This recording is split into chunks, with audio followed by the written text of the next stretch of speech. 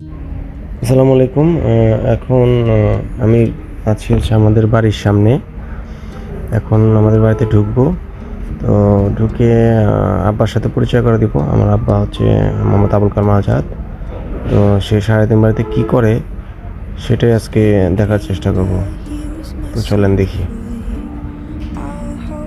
এটা নক হচ্ছে, এটা হচ্ছে আমার আব্বা। আব্বাকে সালাম দিলাম, তারপর আব্বাকে জিজ্ঞেস করতেছি যে সারাদিন কি করেন। তো আব্বা এখন দেখাবে, চলেন।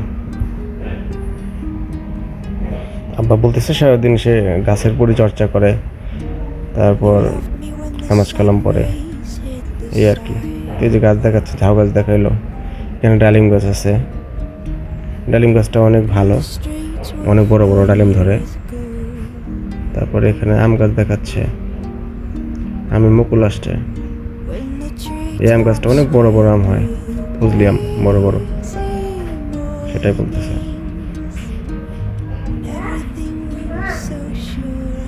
তারপর এদিকে আম গাছ, বিভিন্ন জাতের আম লাগাইছে আমার আব্বা পুরো বাড়িতে।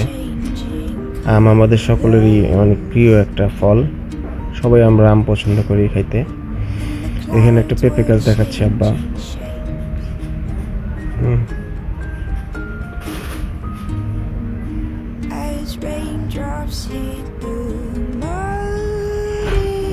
এখানে পেঁপে গাছ, গাছগাছালি দিয়ে সারা বাড়ি একদম ভরায় ফেলছে। সারাদিন এই গাছের পিছনেই পড়ে থাকবে, পুরো বাড়িটা একদম গাছের বাগান বানিয়ে ফেলছে। এখানে একটা ছোট আম গাছ দেখাচ্ছে, এটাও বিদেশি আমের একটা গাছ, বিদেশি জাতের। এখানে পেয়ারা গাছ দেখাচ্ছে একটা। তারপর এদিকেও ছোট ছোট তিনটে আম গাছ আছে, তিনটেই আমের মুকুল আসছে। হয়তোবা নেক্সট যখন বাড়িতে আসবো তখন হয়তোবা বড় বড় আম দেখতে পারবো, আল্লাহ বাঁচা রাখলে। এখানে নারিকেল গাছ আছে। এখানে আব্বা আবার নতুন করে যে কিছু ছোট করে একটা করছে, ছোট ছোট মুরগির বাচ্চা শুরু করতেছে অনেকগুলা। এখানে আম গাছ, নারিকেল গাছ, এগুলো সব আছে।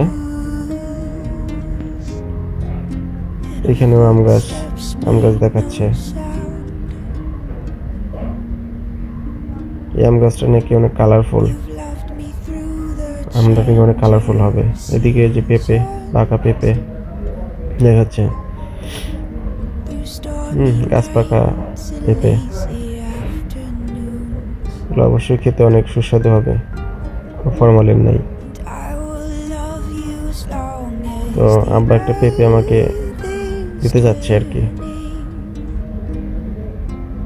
ছোট ছেলেকে কোলে নিল, ছোট ছেলেকে বলতেছে যে পেঁপেটা করো, ছিঁড়ো। ও ছিঁড়তে পারতেছে না, পরে দাদা হেল্প করতেছে ওকে। যাই হোক, পেঁপেটা বাচ্চাকে দিল, বাচ্চা অনেক খুশি, হ্যাপি। এই হচ্ছে আব্বা মেইনলি বাড়িতে এই নামাজ কালাম